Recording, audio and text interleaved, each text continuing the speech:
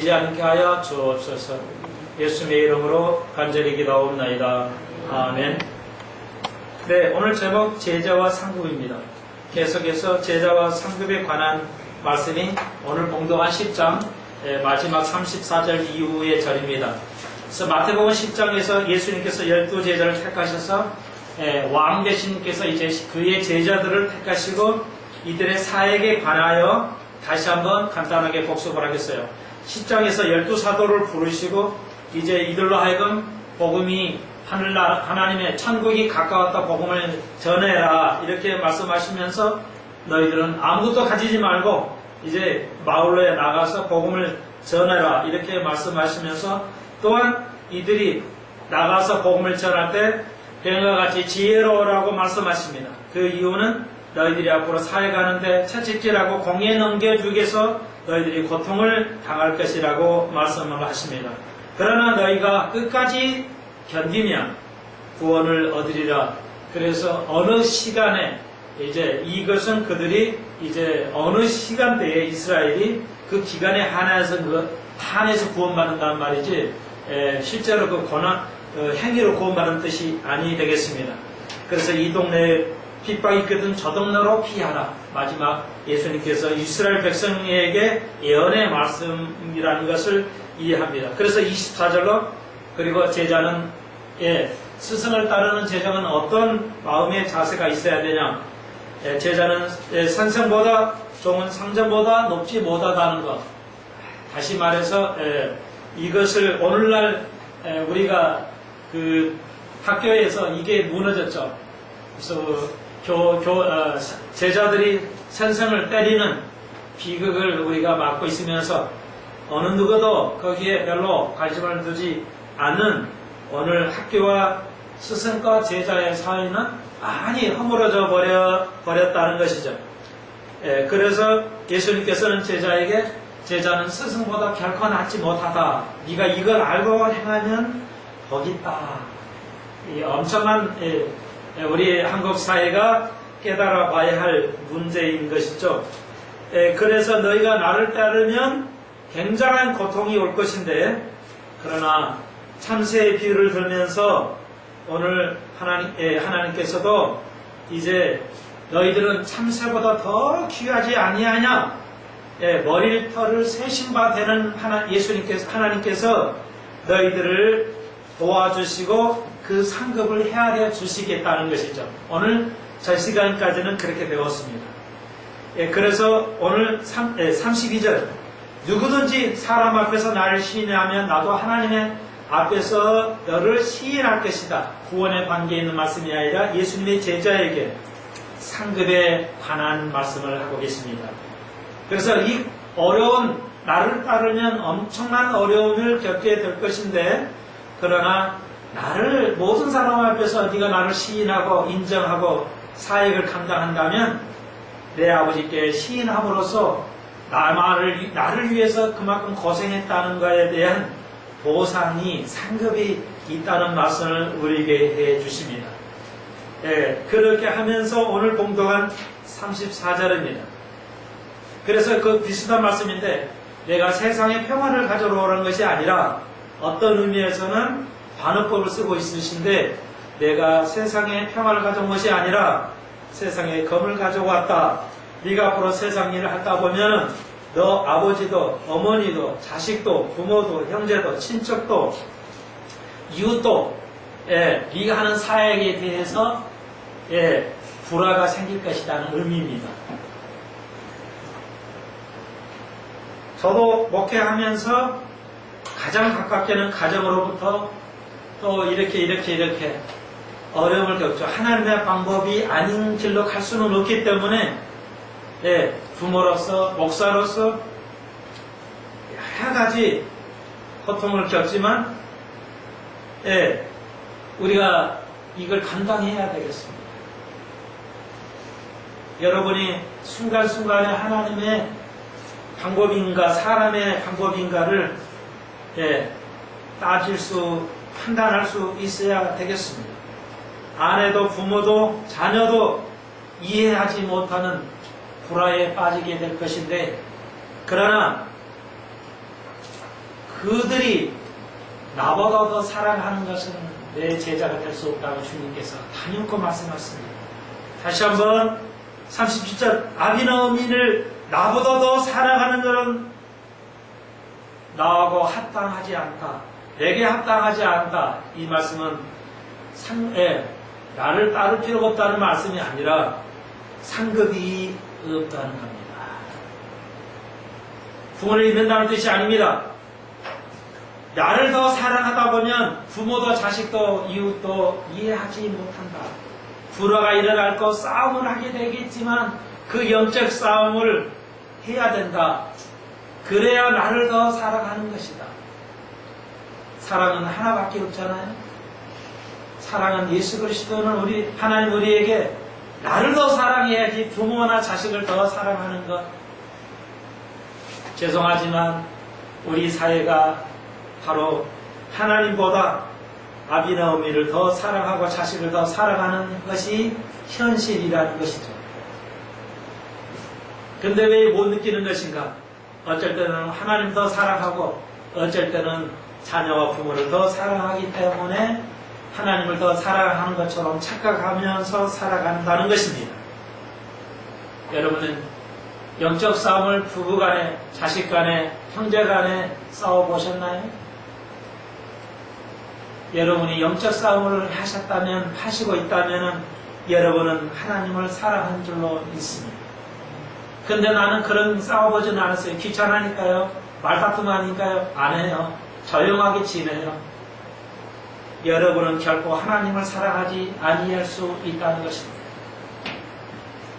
나는 여러분이 분명히 하나님과 예수님 둘 중에 하나님과 또 여러분이 가장 인간적으로 사랑하는 사람, 어느 사람을 더 계속 사랑하는가에 대해서 판단할 수 있을 줄로 믿습니다. 그러므로 우리가 하나님을 더 사랑하지 않고 우리의 사람을 더 사랑할 때 합당하다는 말은 여기서 헬라어 카타시우가 아니고 아시오스야, 아키오소라는 헬라어를 쓰고 있는데 그것은 천년왕국 때 상급에 관련된 것이죠. 합당치 않다. 다시 말해서 카타키오라는 헬라어는 당연히 여기는 가치인데 여기에서 가치는 무엇인가 함으로써 얻는 가치예요. 무엇인가 여기에서 합당이라는 것은 다른 말로 가치란 뜻이거든요. 상급 받을 만한 가치가 있냐 없냐 이 말이에요. 지금 네가 나를 따르면 어마어마하게 어려움이 올 수 있다는 거예요. 뭐예요? 부부끼리도 싸울 수 있는 영적 싸움을 할 수 있는 거예요. 그 하나님 말씀 때문에 울굴 불키고 싸우란 말이 아니에요. 영적 싸움을 할 수가 있다는 겁니다. 그런데 그거에서도 안 지고 계속 끊임없이 싸워야 되는데 영적 불화가 일어날 건데 그것이 바로 판단이 될 것이다. 기준이 될 것인데 나를 더 사랑하면 어떤 가치가 있냐? 천년왕국에서 천년 동안의 상급을 받을 가치가 있다는 겁니다. 그러니까 다른 말로 이게 합당이 가치라는 뜻이에요. 상급 받을 가치 이 뜻이에요. 그러니까 예수를 믿은 건 그냥 구원은 받아요. 근데 제자가 되는 것, 목사만 되는 게 아니라 제자가 되는 것. 여러분 우리 모두가 제자가 되면은 이런 엄청난 어려움이 따라요. 그런데 그런 어려움 속에서 나를 더 따르면 가치가 있다. 네가 고생한 가치가 있다는 거예요. 그냥 자연스럽게 얻을 가치 말고 네가 노력해서 얻는 가치. 이 가치를 말해요. 조금 더 젊은이에게랄까요? 인터넷도 있기 때문에 좀 설명을 하나만 더 드리자면, 그러니까 얻는다. 상급을 얻는다 할 때 얻다는 우리말은 뜻이 없어. 제가 한 번 더 강조를 해드려요. 얻다는 말은 영어에는 여러 가지 뜻이 있어요. 객동사도 있고 얻다 할 때 객동사도 있고 obtain 전에 말씀드렸죠. gain 이런 말이 있어요. 그래서 이제 이런 말이 있는데 객동사라는 것은 영어에서 get을 쓸 때는 이게 노력에서 얻는 거예요.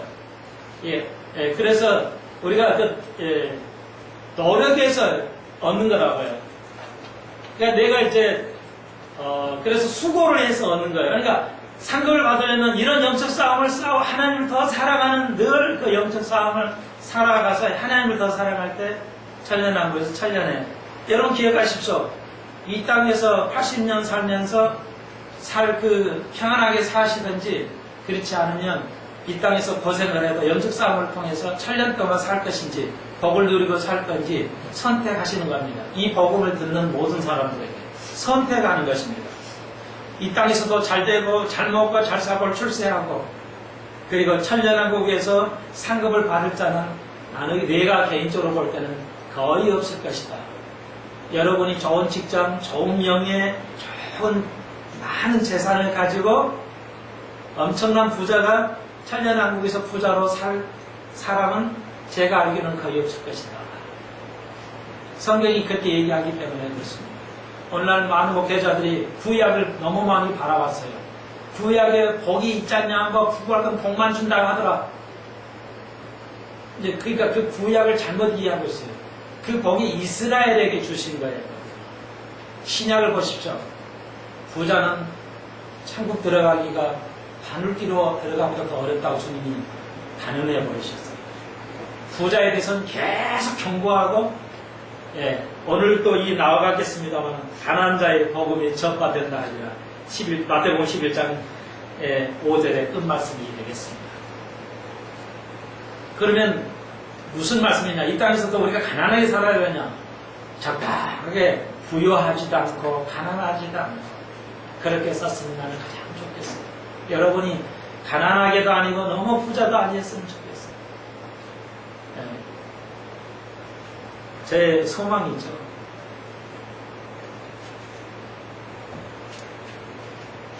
결론이 그렇습니다. 부자는 천국 가기 너무너무 어렵습니다. 왜요? 영적 교만 때문에 그리스도를 찾지 않기 때문에 그렇습니다. 부자가 영적 깊이가 있는 사람이 있다면 저에게 소개하십시오. 나는 그에게 10번의 절을 하고 왜 그렇게 믿음 생활을 할 수 있을까? 돈이 많은데도 그렇게 영성을 가지고 하나님의 나라에서 천년왕국에 상을 가질 수 있는 것이 확신이 객관적인 증거가 드러나면 나는 그 사람을 찾아볼 것입니다. 주님이 말씀하십니다. 굉장히 어려움에 여러분이 처하고 있어요.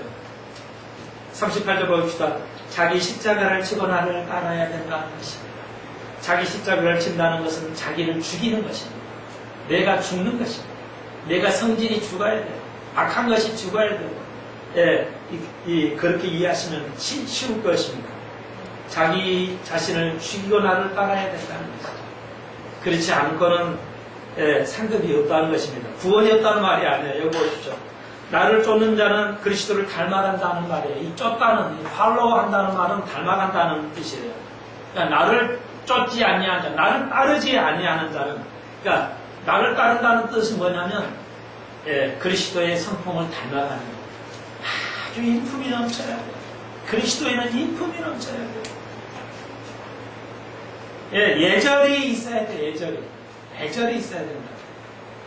저희 집 옆에요. 굉장히 똑똑하신 어르신이 있어요. 부부가. 아주 똑똑하시죠. 말이 그냥 짱짱하고 아주 생각이 올바르시네요.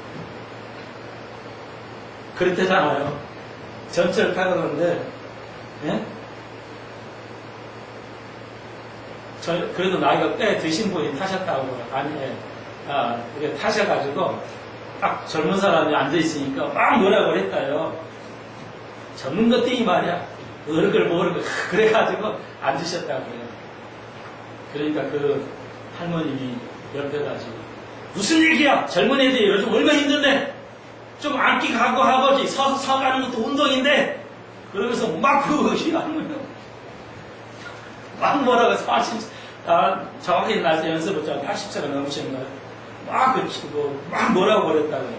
요즘 젊은이 얼마나 힘든데 직장에서 살려면, 그거 좀 봐주지. 그 잠 깨는 거, 잠자는 거 깨가지고 자기 앉으려고 그러고. 우리가 맨날 직장을 다녀 뭐야, 노는 게 일인데. 그러면서, 여기 약간 덧붙이는 거예요. 그러면서 막 뭐라고 했다. 그러니까 그 전철에서 박수가 막 나왔다고요. 나는 이 말을 하려고 한 건 아닌데. 그 할머니는 두 가지, 하나는 잘못하고 하나는 잘못했어요. 예, 뭐냐? 아니죠. 그분에게, 아니에요. 젊은이가 일어나게 해야 돼요. 그건 안 해요. 젊은이만 피곤한 게 아니라 어르신도 훨씬 피곤해요. 예, 그러니까 그 윤리를, 도덕을 뒤엎으면 안 돼요. 예, 그러니까 뭐라도 젊은 어르신들은 힘들거든요. 노는 것 자체도 힘들어요. 그러니까, 그리고 그 할머니가 그분을 얘기할 때는 양해를 구해야죠. 얼마나 힘들면 그러겠냐. 그러니까, 사랑으로 지도를 해야지 나무라는 건 안 돼요. 공중 앞에서. 예, 그건 잘못이죠. 근데 이게 그 얘기 하려는 게 아니라, 오늘 아침에 나오는데요. 이불을 입는데, 이불을 넣잖아요. 이불이 날아가지 말라고 돌을 요만한 걸 갖다 놨어요. 좀 덧붙이지만 요만한 돌을 갖다가 마루를 딱 올려놨어요. 그래서 내가, 이거 참, 이거 하고 왔거든요. 그게 혹시 어떻게 해서 떨어지면 밑에 있는 사람이 경비들이 또 일하다가 다치면 어떻게 가요? 그 사람 골로 가잖아요. 그게 A란 말이에요. 남을 고려해야 돼요. 그러니까 쉽게 이렇게 찍는 게 있더라고요. 그걸 사면 되는데 그걸 안 사고 꼭 막을 올려놔. 우리가 그래요. 우리가 남을 생각하지 않아요. 그리스도는 예수를 닮아가야 돼요. 인품이 달라야 돼요. 말이 달라야 되고요. 얼굴 표정이 달라야 돼요. 속은 시려도요. 자, 이건 속이 좀 시려도 얼굴을 항상 이렇게 아름답게 하는 것이. 그러면 우리가 볼 땐 그것은 그 뭐죠? 히파크러시, 영어, 우리말이 생각이 안 나네. 영어를 생각나고. 유선자라고 그러죠? 유선자. 예? 유선자. 예? 발음이 안 돼, 목사님. 유선자 맞잖아요. 유선자라고 그러잖아요. 여러분? 위선자 맞죠? 예, 유선자. 예, 위에는 이 유선자예요, 유선자. 여러분? 속은 그러지 않으면서 얼굴로는 하는 거 유선자 아닙니까? 아니에요.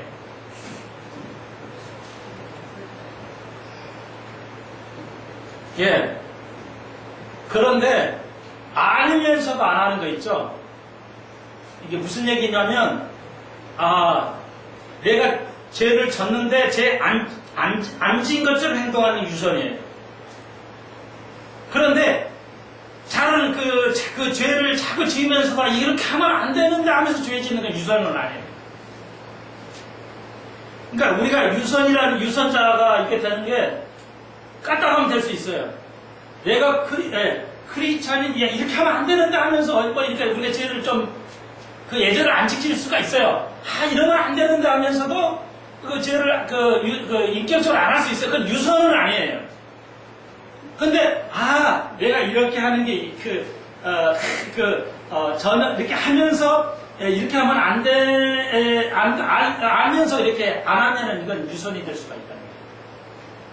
그러니까 잘 안 되면서 하는 건 유선은 아니에요. 그러니까 우리가 그런 인품을 가져야 돼요. 말에서도 얼굴에서도 우리가 그리스도를 쫓는 거죠. 그럴 때 내게 합당하다. 천년왕국에서 상급이 있다는 겁니다. 무려 천년 동안 일을 갈 수가 있어요. 요 삶을 살지 않는다면. 구원은 제자가 안 돼도 돼요. 그런데 상급은 있다는 거죠. 왜 우리가 이렇게 매일, 오늘 더우니까 집에 가서 편히 쉬고 해야죠. 왜 금요일날, 수요일날, 주일 오후에 드려야 되는 것입니다. 바로 그걸 예수 그리스도 닮아가야 돼요. 우리가 나의 인품을 완전히, 내가 십자가를 자꾸 져야 돼요. 나가 죽어져 가지지 않으면 구원은 받지만 무려 천년 동안 상급을 받지 못한다. 일을 간다는 겁니다. 천년 동안. 여러분, 이 땅에서 사는 거 신경 안 씁니다, 저는. 성공하는 거 관심 없어요. 천년을 준비하십시오. 여러분이 이 땅에 가난해도 성공의 삶을 살 줄로 믿습니다. 오늘 찬송들은 나팔 부는 날 우리는 웃을 것입니다. 우리의 후손들이 그리스도 앞에서 영원히 노래할 것입니다. 노래가 지루하지 아니할 것입니다. 우리는 영원히 이룰 것입니다. 기억하십시오. 천국 가면 나는 그렇게 생각하고 있어요. 개인적으로요. 성경이 그렇다는 게 아니라 1000년 동안 이 땅에서 살 것인데요. 1000년 후에는 어떻게 할 것인가? 부부 간에 그러니까 기억은 못할 걸로 알고 있어요. 그러니까 천국 가서 어느 기간 동안은 지옥 간 사람이 나의 아내고 부부다, 자식이다 할 수는 있지만 그것이 사라져 갈 것이라고 이사야는 기록하거든요. 그러니까 과거를 영원히 잊게 하실 것이라고 했어요. 왜냐하면 천국에서 고통이 있기 때문에 점점 부부로서 부자가 안에서로서는 천국에 가면 거의 끝이 날 것이라고 했어요. 영원히 그 지옥을 볼 수 있거든, 천국에서. 천국에서도 지옥을 볼 수 있어요. 지옥에서 천국 볼 수 있어요. 누가 보면 나오죠? 거지 나사로가 부자하고. 저는 개인적으로 두 가지, 이거 평행우주라고 그래요.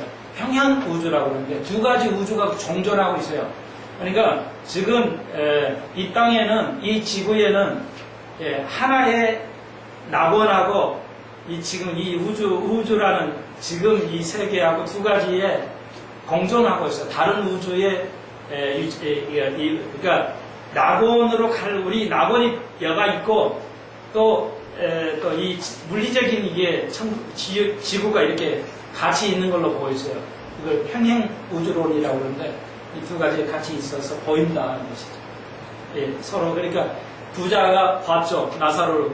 쟤는 내 발바닥에서 주없는 그 쟤는데 천국 낙원에 가 있고 나는 뭐야 불타고 물이라 한 점 좀 죽여달라고 하죠. 보이잖아요. 여러분, 지구상에서만이 형제와 부부 관계에 있거든요. 잘하십시오. 기도하고 관심 두고 그들을 위해서 우십시오. 그들을 예수님보다는 더 사랑하시는 것이십시오. 그래야 그들을 주 앞으로 이끌어올 수가 있습니다. 여러분이 말씀을 읽고 기도하지 않는 어떤 노력도 그들에게는 구원을 이룰 수가 없습니다. 그래서 39절을 말씀하십니다. 자기 목숨을 얻는 자를 잃을 것이요 자기 목숨을 잃는 자는 얻을 것이다. 다른 말로 말씀드려서 쉽게 말씀드려서 네가 너 인생을 위해 살면 너는 잃을 것이다. 네가 너를 위해서 인생을 살면 잃을 것이다. 나는 40세까지는 제가 40세 목사 됐는데 그잖아요. 아니 40세 목사 됐다는 거 아니라 40세 제가 돌아보게 되고 주를 위해 살게 했어요. 80평생에 40년은 그냥 살아서 내가 40살까지는 말 안 하겠어요. 여러분이 뭐 띵까 하시든지 뭐 놀러 가시든지 내가 말 안 하겠어요. 40대의 반은 인생을 살았으면 이제 반은 주님 위해서 사십시오. 40세가 넘어가신 건 왜 목사를 내가 되냐면 40대 뒤를 돌아보고 이제 목사 되기 시작했어요. 40년 그랬어요. 40년은 인생을 위해 사십시오. 그리고 이제 40이 넘어간 사람은 40대는 꼭 39도 내다보지 않아요. 과거를 돌아보지 못합니다. 근데 딱 부록의 나이가 되면요. 과거를 무조건 돌아보게 되어 있습니다. 모두가. 그리고 인생을 어떻게 살까 다시 재점검하죠. 그때 40이 넘어가신 분들은 이제 반은 주를 위해 사십시오. 자녀를 위해서도 사지 마시고 어느 그리스도를 먼저 사랑하는 삶을 사십시오. 20대 30대가 어떻게 알겠어 이 말이 우리를. 좋아요. 근데 이제 40이 넘으신 분들은 알겠죠. 네가 너를 위해서 인생을 살면 너는 죽을 것이다. 주님이 말씀하십니다. 제자들에게 우리들에게. 그리고 오늘 40절로 42절까지 다시 상급, 오늘 제목처럼 또 상급을 언급합니다. 너희를 영접하는 자는 나를 영접하는 것이고 나를 영접하는 자 버리시는 아버지를 영접하는 거야. 얘들아, 세상 사람이 얘들아, 여러분이 목사를 섬기는 거, 영접하고 섬기는 거 나를 섬기는 거야. 이 얼마나 복이니? 그런 자에게는 네가 어떤 상태에서도 상급을 잃어버리지 아니하리라. 특히 사도들에게, 목사에게 하는 영적 섬기는 것은 결단코 상을 잃지 않는다.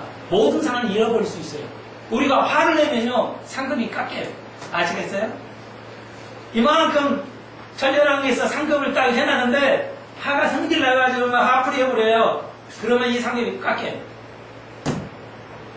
아시겠어요? 주일날 여러 번 안 와요. 깎여요. 성경 기도를 안 해요. 깎입니다. 그리스도의 모습을 안 닮는 거 하면 거절해놓은 거 없어지는 겁니다. 성경에 있어요. 시간이 없으니까 일일이 찾지 않겠어요. 여러분, 그런데 뭐예요? 너희들에게, 목사에게 물 한 컵은 그 정도도, 그것도 아무도 아니, 그거 하나도, 그렇게 아주 작은 거 하나도 결단코 너희들에게 대접한 자의 축복은 내가 물 한 컵, 아무도 아닌 물 한 컵도 그 상은 결코 잃지 않을 것이라는 거예요. 특권을 주신 거예요. 그 목사는 그 특권이 있기 때문에 힘들어도 하는 것이죠. 그거 없으면 왜 하겠습니까? 여러분, 주의 종을 섬기는 거 그렇게 복이 있을 줄로 믿습니다. 유일하게 상을 잃어버리지 않는 상이 12 사도들에게 주신 거예요. 41절, 선지자의 이름으로 선지자를 연접하면 선지자의 상을 받는다는 겁니다. 그렇습니다. 예. 그러니까 주의 목사에게 목사의 이름으로 하면은 그것이 목사가 하는 똑같은 상을 받습니다. 전도를 내가 아프리카에 못 가요. 아프리카 너무 힘들어서 못 가요. 근데 선교를 하면, 선교비를 내면 똑같은 상급을 받는 줄로 믿습니다. 기독교의 유대함이에요. 여러분, 그러므로 여러분이 그 나름대로 저 일을 못하면 내가 그 사람의 그 사람을 대접하면 그 사람의 축복을 받은 줄로 믿습니다. 예. 어떤 거로 하는 게 아니에요. 의인을 영접하면 의인을 영접한 상을 받고. 그래서 41절 누구든지 제자의 이름으로 이 소자 중 이 작은 자들, 예수의 제자들, 목회자에게 그릇 한 그릇도, 냉수 한 그릇도 아무것도 아니지만 그 아무것도 아닌 것도 완벽하게 상을 잃지 않을 것이다. 너는 그런 특권을 받은 거야. 그러면서 주님께서 예수님의 제자들에 대해서 위로의 말씀, 축복의 말씀을 해 주시는 것을 믿습니다. 계속해서 11장입니다. 예수께서 12제자를 명하시고 마치시고 이를 저희 여러 동네에 갇히시며 전도하시기를 하려고 거기를 떠나 가십니다. 예수의 하신 일을 먼저 가르치신 것입니다. 그리고 그 다음이 전도지, 전도가 앞선 게 아닙니다. 가르치시는 게 먼저고 그 다음에 전도입니다. 항상 그렇게 하셨어요. 여러분이 이번 올림픽에, 런던 올림픽에 송화봉송 주자로 무하마디 알리, 요즘 아이들은 거의 모르겠지만 우리 때는 알죠. 무하마디 벌처럼 날아서, 나비처럼 날아서 벌처럼 쏘라는 유명한 말을 하면서 권투의 세계 챔피언이 되었죠. 영웅이죠. 근데 그분도 초청을 받아서 알츠하이머병을 앓고 있어요. 우리 같은 그런 사람을 성화봉송 주자로 쓰지 않잖아요. 그래 움직이지 못해도 성화를 한번 만져보게 하더라고요. 미국 사람이거든요. 근데 왜 영국 사람이 그런 사람을 쓰냐고요. 자기가 전혀 관계가 없는 나라인데. 그래서 영국이 역시 민주주의 발상답게 참 훌륭해요. 그런 면에 대해서는. 그런 면은. 그리고 마지막 성화 주자가 가장 돋보이잖아요. 저 말을 딱 때려야 되는데 가장 훌륭하고 알려지는 사람을 딱 성화 마지막 주자를 쓰잖아요. 그게 초미의 관심사죠. 그게 하이라이트거든요. 그런데 무명의 젊은이 7명을 세우고 글로 하여금 불을 댕기게 하는 것을 보고 세계인들이 감동을 하죠. 그게 바로 기독교의 나라예요. 알려져 있지 않는 이 작은 이들로 하여금 인정을 받게 하는 것. 드러나지 않는 위대한 인물이 아니라 우리같이 평범한 인물들에게도 오늘 예수의 제자들이 그런 사역을 하고 나는 그런 의미에서 역시 영국답다 저는 그렇게 생각이 되었습니다. 우리 사회가 그렇게 알려지지 않은 보통의 사람들이 가장 가치 있게 여겨지는 그런 세대, 그런 민주주의, 그런 나라가 되기를 소망합니다. 예수님께서 너희가 그런 축복을 받을 것이고 너는 이미 그런 자기, 그런 자들이 오늘 우리가 주님이 우리가 부르실 때 나팔 소리 들을 때 변화할 때 그런데 주님께서는 왜 알려지지 않지 않고 갑자기 오시는가? 퀴즈입니다. 더 오신데 아이스크림 하나 사드릴게요. 예수님께서는 왜 신랑이 신부를 맞이하러서 갑자기 오는가? 좀 기별이라 넣고 오시지. 왜 기별을 안 넣고 갑자기 나팔을 불까요? 그런 거 생각해 보셨어요? 예. 준비하라고, 예. 준비하라고. 또 없으세요? 예? 테스팅 하려고. 아주 간단한 대답이야. 답이 굉장히 간단합니다. 다 맞는 얘기예요. 근데 제 답이 안 맞으니까. 뭐 하려고? 다 맞는 거예요. 신학적으로는, 성경적으로는 테스팅 하려고 해요. 좀 하려고 하는데. 여러분이 이스라엘의 그 풍습을 알면 여러분 답을 맞출 수가 있는데, 이거 좀 이건 설명을 안 드렸거든요. 왜 갑자기 아무 기별이 없이 인류 역사상 그러니까 예수님께서 초림으로 오시는 것은 1000번, 1500번이 넘게 언급이 돼 있어요. 초림에 대해서는. 그런데 재림은 전혀 언급이 없어요. 단 한 번의 징후도 얘기를 안 해요. 천녀가 날 것이다. 다윗의 자손에서 베들레헴은 막 구체적이에요. 초림은. 근데 재림은 뭐예요? 완벽하게 없어요. 하여튼 초림하고 전혀 다르게. 근데 여러분 그걸 잘 분석을 해야 돼요. 재림은 수백 번, 수천 번 얘기하면서 완벽하게 이해하도록 했어요. 그런데 재림은 뭐예요? 한 번도 징후도 없게 만들어요. 징후는 있죠. 약간의 징후는 있지만 결정타가 없이 오신다는 거예요. 그러니까 갑자기 온다는 거죠. 왜 그럴까? 이스라엘 풍습은 많은데요. 이스라엘 풍습의 결혼식이 저녁에 낮에 안 한다고요. 저녁에 하는데 갑자기 오거든요, 신랑이. 나 오늘 가고 싶어. 그러면 친구들이 들러리 친구 나팔 빡 불면 빵 울려요. 그러면 이제 그 들러리들하고 신부가 막 나와서 여자 들러리들이 나와야 돼요. 여러분, 왜 갑자기 나팔을 부르냐면 신부를 놀래키려고. 네, 그러니까 여러분 생일도요, 서프라이즈 생일이 있잖아요. 그죠? 남편이나 아내가 갑자기 집에 들어오는데 불을 탁 켜면서 짠짠! 하게 박수 치고. 재밌잖아요. 그러니까 그렇게, 예수 신랑께서 우리를 뭐예요? 깜짝 멋있게 그 결혼식을 멋있게 하기 위해서 깜짝 놀래키는 결혼식을 하려고, 그럽니다. 그 사실이에요. 테스트하다 다 맞는데, 그래요. 그래서 그 관습이 그대로 적용이 되게 됩니다. 예수님께서. 우리를 뭐 하시려고? 놀래키게 하시기 위해서. 제일 멋있는 분이죠? 우리 형님이요. 우리 어렸을 때 아버지는 맨날 부흥회 가시게 놀지. 토요일만 보면 오셔요. 부흥사로 했기 때문에. 그러니까 어머니가 맨날 왔다 갔다 하시죠. 밤에 어디 갔다가 교인들 모임 갔다가 집에 와요. 그러면 어느 날에 불을 딱 꺼놔요. 형이 불을 엄마 놀래키지죠. 불을 딱 꺼놔요. 그러고는 그 겨울에 이불 이거 있잖아요. 그 커튼을 너무 추우니까 커튼이 없으니까 그 옛날 군용 그거 담요로 이렇게 막 치잖아요. 그러니까 엄마가 늦게 와요. 얘들이 자영하네. 우리 친구들이 막 사형제에다가 또 그 친척 사형제가 또 있어요. 피부 같은 방에서 같이 자고 막 싸우고 이랬어요. 그러니까 지금 생각하니까 말이 아니야. 방이 하나 가지고 그냥 6-7명이 잠을 파자니 말이야. 그러니까 불을 끄고 다 자는 척 한 거야. 형이 그렇다는데 어떻게 해요. 우리 동생은 얄짤없죠. 엄청 맞았어요, 나. 그래도 때린 사람은 그걸 모르더라고요. 그래가지고 팔림들 다 조용히 있어요. 조용히 있어요. 엄마가 결국 와요.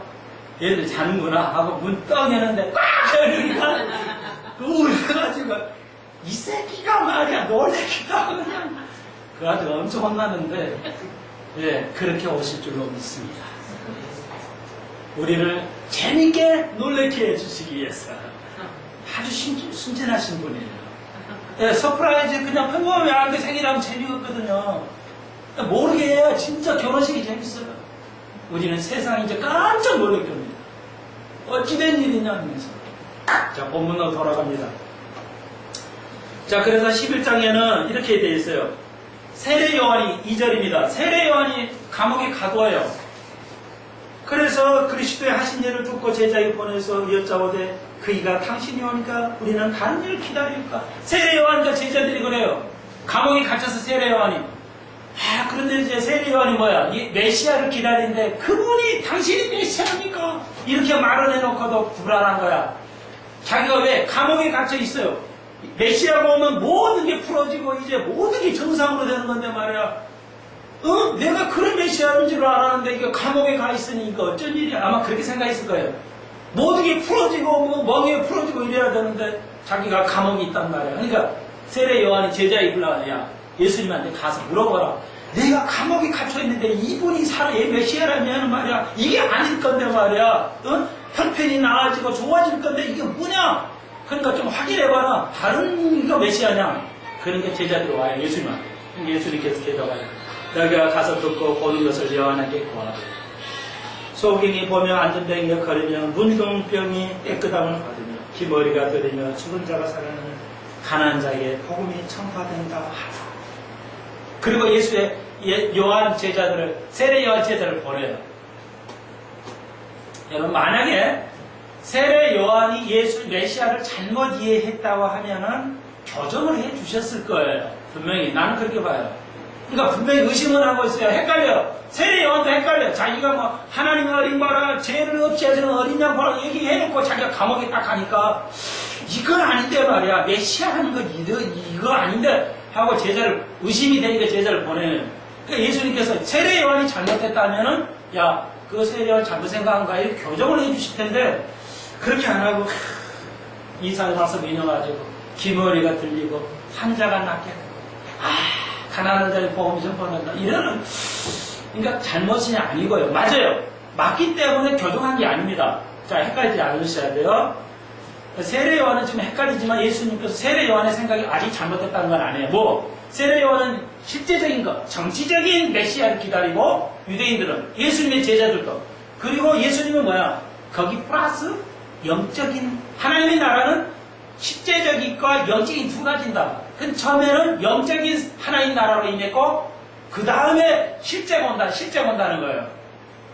그러니까 세례 요한도 맞아요. 그러니까 교정은 안 하시고 두 가지 하나님의 나라를 설명하셨어요. 앞에는 뭐예요? 소경이 눈을 뜨고 안병이가 일어난다는 거예요. 그러니까 이건 물리적인 거예요. 하나님의 나라는 실제 일어날 거다는 거죠. 근데 지금은 아니야. 지금은 아니지만. 그리고 가난한 자의 복음이 전파. 왜 부자는 아니야? 기독교가 부자를 무시하는 것인가? 아니거든요. 그러나 신약에서는 끊임없이 복음이 가난한 자가 들어요. 부자는 안 듣습니다. 이게 우리의 딜레마예요. 여러분이 가난하니까 이게 앉아있지. 여러분이 18억짜리 딱 몇십억짜리 복권 1등 돼봐요. 교회 빠이빠이 예수님 빠이빠이 한다고요. 예를 들자면 그래요. 죄송합니다. 신문에 났잖아요. 18억 직장 다 버리고 18억 은행에 넣고 뭐 하고 썼는데 다 망해가지고 5년 만에 깡통 차가지고 목욕탕에서 자살해 죽었죠. 그래도 그래도 뭐 우리 사람들이 그래. 내가 몇십억짜리 복권을 타면 말이야. 하나님 뚝딱 받쳐드려. 내가 그랬죠. 하나님의 방법이 아니다. 왜요? 왜 하나님의 방법이 아니다? 하나님은 그것으로 하시지 않으시고 그러면 네가 하나님의 살아계신 걸 능력을 어떻게 알겠냐? 네가 우연히 맞춰가지고 네가 잘났다고 하지. 그렇습니다. 예수 그리스도는 예수님의 방법은 예수 그리스도는 그 방법으로 쓰지 않으신 것입니다. 네. 저도 그래요. 한 50억 딱 되면 교회 딱 짓고 이러면 될 것 같죠. 네. 여러분, 초대교회로부터 가난한 자가 복음을 받아들였지 부자는 안 받아들였어요. 지금까지. 그러면 부자 교회를 일명 부르주아 교회라고 그래요. 이런 말을 쓰지 않지만 저는 개인적으로 씁니다. 부르주아는 그러니까 배운 사람들, 굉장히 인텔리 계층이 부자 교회들. 대형 교회는 거의 부자 교회잖아요. 근데 부자 교회는요, 절대 영성이 올라갈 수 없어요. 돈 때문에 안 돼. 절대 교만해져. 그러니까 많이 배우면요, 학식을 많이 배우면 그 영적 교만해 때문에 그 성경이 안 들어와요. 그러니까 여러분이 물질을 풍부하면 절대 그리스도를 안 찾아요. 교회는 열심히 다니는데. 그리스도를 위해서 목마르진 않아요. 영이 안 열린다고요. 그러니까 가난해야지. 예수가 그래서 가난하게 살았고, 12사도들 다 가난하게 살았어요. 그건 명확해요. 너무 명확해요. 그러니까 이 땅에서 예수 믿으면서 부자로 사는 거 복 있어요. 80년은 그렇게 살 거예요. 1000년은 그렇게 못 살 겁니다. 공평해요. 주님이 그걸 말씀하신 거예요. 그래서 그 말씀하죠. 누구든지 헷갈리지 말고 실적지 않고 나를 따르는 자는 나를 인하여 내가 가르치기 말하여 상처를 받지 않으면 복이다. 네가 내 말을 이해하면 복 있는 사람이 될 거야. 이 말이에요. 내 정치적인 소신을 얘기하는 게 아닙니다. 성경 그대로를 여러분에게 얘기하고 있습니다. 여러분. 그러면서 29절까지만 하겠어요. 여기 보시면 17절로부터면 예수님께서 떠나서 우리에게 요한에게 대해, 그러니까 세례 요한의 제자를 보내고 예수님이 말씀하시죠. 예수님의 제자에게. 왜? 예수의 제자도 헷갈린 거야. 메시아는 말이야. 정치적인 것인데, 이거 어찌된 일이야. 이게 불안해 있어요. 지금 예수의 제자들도 불안해. 그러니까 예수님께서 계속 말씀하신 거야. 네가 뭐 보러 광야에 나갔냐? 네가 무슨 멋있는 옷을 보러 나갔냐? 이렇게 계속 말씀하셔요. 이렇게 하시면서 말씀하실 때 뭐예요? 11절 내가 진실로 너에게 말하노니 여자가 남자 중에서 세대보다 큰 이가 나림이 없도다. 그러나 천국에는 극히 작은 자라도 저보다 크다. 굉장히 이게 무슨 말인지 몰라요. 하버드 나와도 이게 무슨 말인지 몰라요. 하버드 나온 사람 다 물어봐요. 인터넷에서 물어보세요. 이메일 쳐가지고 이게 무슨 말인지 이렇게 간단한 것도 몰라요. 서울대 나온 사람한테 물어봐요. 이게 그냥 교회 안 다니는 이게 무슨 말인가 몰라요. 교회 다니는 하버드 나와도 몰라요. 무슨 말인지. 쉬운 말인데. 여러분, 예수님께서 제자에게 말해요. 세례 요한이 최고단 말이야. 근데 그 세례 요한이 최고라는 거야. 왜? 여자가 나왔잖아. 그 엄마는 최고라는 거야. 그러니까 이 말씀은 뭐냐면, 그렇다 하면은 너희들은 얼마나 최고냐는 거야. 왜? 세례 요한은 예수님 50만 가르쳤는데 그 여자가 세례 요한은 최고라 한다면 예수 그리스도의 모든 걸 여러분이 전도한다면 가르친다면 얼마나 최고인가 이렇게 이루어하시는 것입니다. 그래서 천국은 극히 작은 자가 저보다 훨씬 크다는 거예요. 여러분, 우리들이 그렇다는 겁니다. 그래서 예수님께서 제자들에게 도전을 주시고 유로의 말씀을 주십니다. 이렇게 하면서 그러므로 12절 세례 요한의 때부터 지금까지는 천국은 침노를 당하나니 침노하는 자가 없느니라. 이 말씀은 굉장히 어려운 말씀인데 이것도 어려워요. 근데 이렇게 쉽게 이해하면 돼요. 뭐냐? 천국은 열심히 있는 자가 얻는다는 겁니다. 네가 싸워서 이겨야 된다. 침노 싸운다는 말이에요.